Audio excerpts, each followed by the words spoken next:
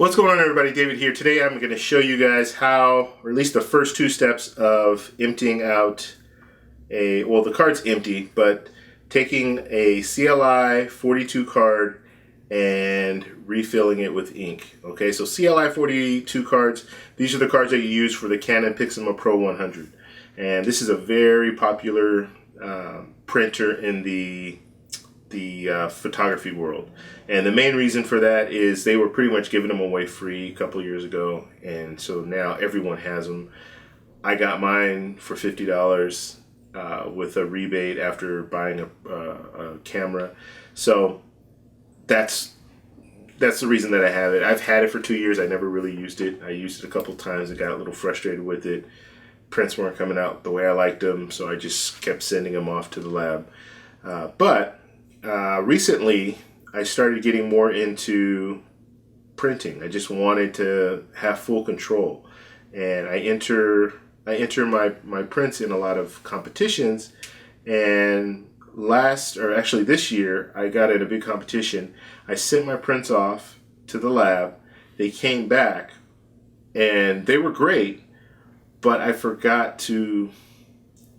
There were some edits that I should have done that I didn't see at the time, and I sent them off, and there was this little branch that was on this building, and it looked bad, so I wanted to take it off and just edit that out and reprint. So I edited it out, and I tried to reprint on my trusty Pixma Pro 100, and I didn't like I didn't know what I was doing.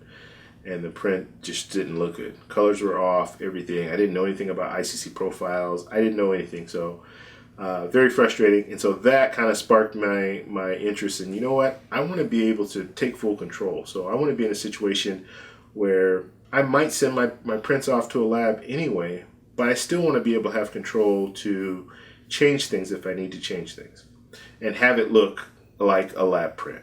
So that brings me to this. Now, I always use, when I'm doing professional stuff, I will always use the original ink that comes with Canon.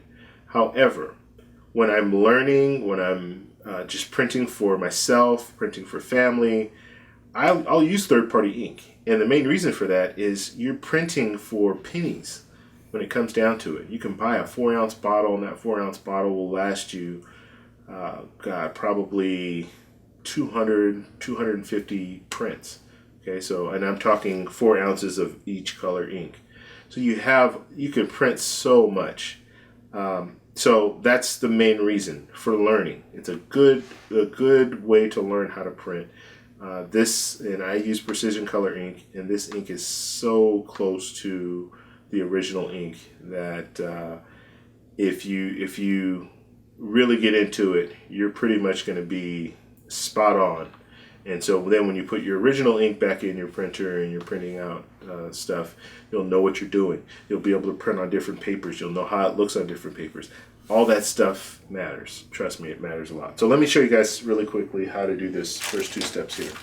Okay, so what I use is a little thumbtack.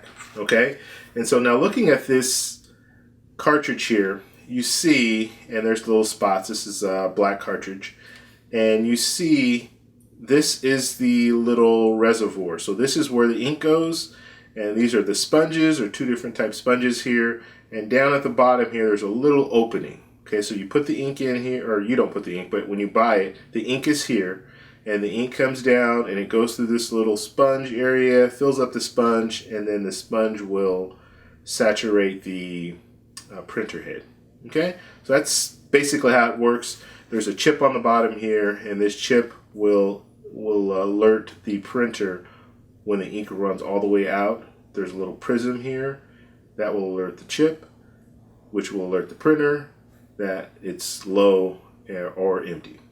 Okay, so once they do run empty, if you want to do the third-party option, then you want to go ahead and take off the sticker here, which covers up a little ball. And this little ball, and the ball's kind of like the deodorants, the little roll-on deodorants that have that little ball, similar to that. So you need to take the ball out because you need to drill a little hole here so you're able to put your own ink in this little prism, and then you seal it back up once you put the ink in there. Okay, so let me show you. So I'll do the first 2 steps in this video, and then the next do a couple more steps in another video, and then the last video I'll show you guys how to put the ink in there and then reset the card. Okay, so let's go ahead. And this is really simple. Just use a thumbtack. It's nothing fancy here. It's a very simple process, and I would recommend. I mean, if you're in a situation, we all buy these ink cartridges, and you know they can get pretty expensive. I mean, if you're buying a whole set of CLI 42 cartridges, it's going to run you probably about $120. And so when you run out of them, you have options. I mean, you can take it and get a little refund. I think they'll give you like $2 or something if you take it to an office supply store. Or you can refill them. Or you can just throw them away, which I wouldn't recommend.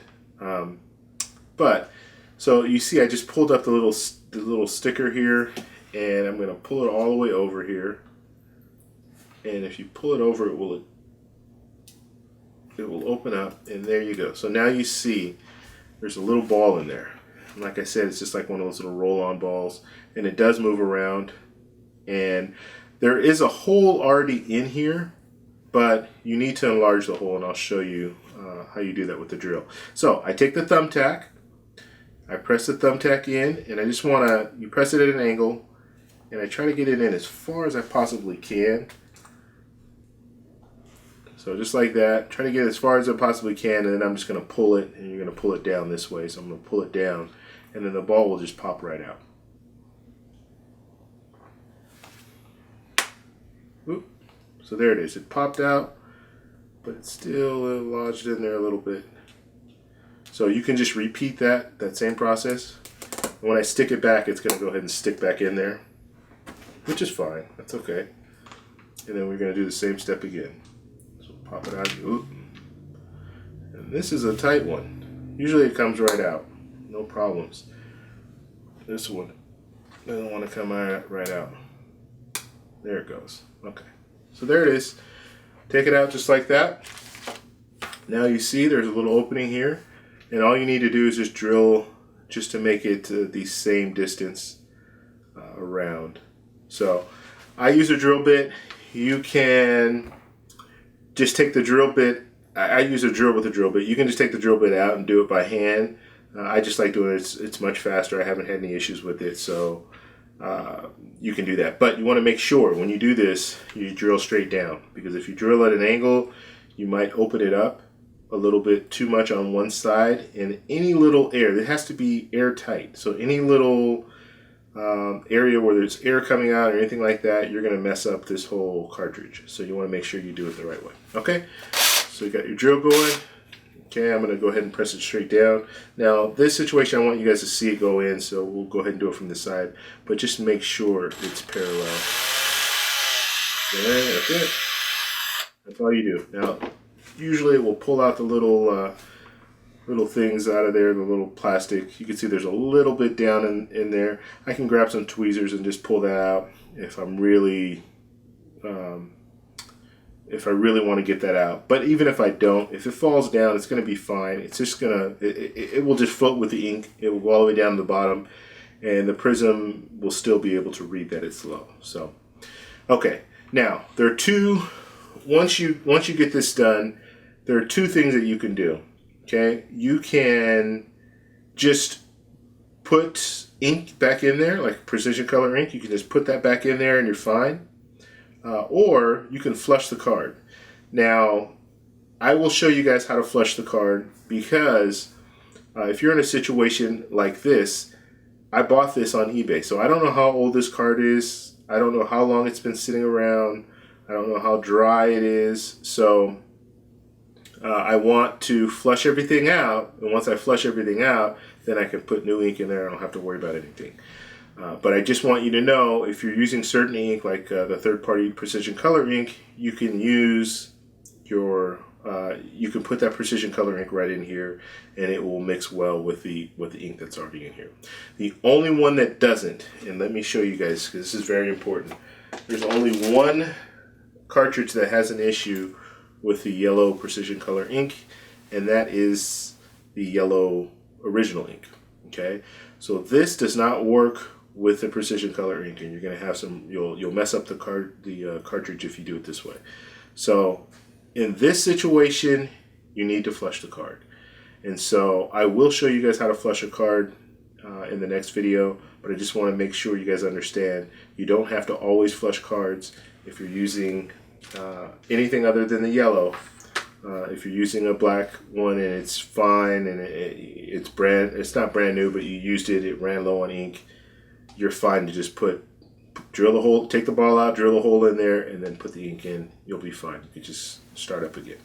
Okay, that's all I have. If you guys have any comments, please post them below, and I'll talk to you guys in the next one. Bye.